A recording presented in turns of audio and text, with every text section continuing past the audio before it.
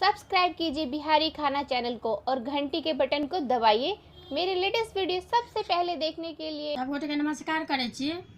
जना गरम मसाला मतलब कहने रही तो पीस कर देखलहुँ। तो आइ हम ये लहसुन अछि, लहसुन के एकरा छील कर धो रहल छी, मतलब धोल अछि। तो एकरा अहाँके हम मिक्सी में पीस रहल छी। एहिमे देबै पानि तानि किछु नहि देबै, ओहिना बिना पानि के पीस रहल छी। देखियो ई पिसा गेल। अगर छोटकी जार यदि हुए तो ओहिमे पीस लेबै, सुविधा रहत। ई कनि नमहर जार छै तो पिसा गेल, आब निकालै छी। देखियो ई पीस लेलहुँ। ई 100 ग्राम अहाँके लहसुन हैत।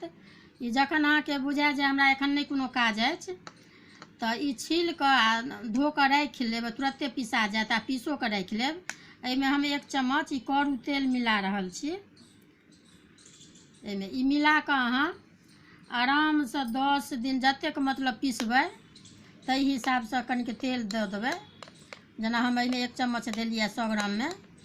ई मिला कऽ अहाँ 10 दिन आराम से एगो डिब्बा में, छोट डिब्बा में दऽ कऽ पैक कऽ कऽ फ्रिज में राखि लेब। जेनाकि आइ काल्हि हमरो अहाँके होइए, जेना साँझ भिनसर कखनो हड़बड़ी भऽ जाइए, कोनो काज में लागल रहै छी तऽ खाना बनबै में दिक्कत होइए। तऽ जेना ई सब पीसल रहत तऽ बनबै में सुविधा हैत आ ई खराब नहीं हैत। एक बेर जरूर देखबै। अब ई पूरा मिल गेल तेल। अब एकरा हम डिब्बा में दऽ कऽ पैक कऽ कऽ फ्रिज में राखि देबै।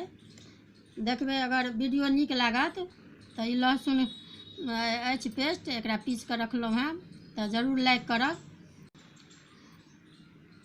ई लहसुन के तो देखाए देलहुँ हैं। आ यदि प्याज के अहाँ देखऽ चाहै छी तो प्याजो के पीस कऽ हम अहिना से अहाँके देखा सकै छी। यदि नीक लागत तो कमेंट करब, हम पीस कऽ देखा देब।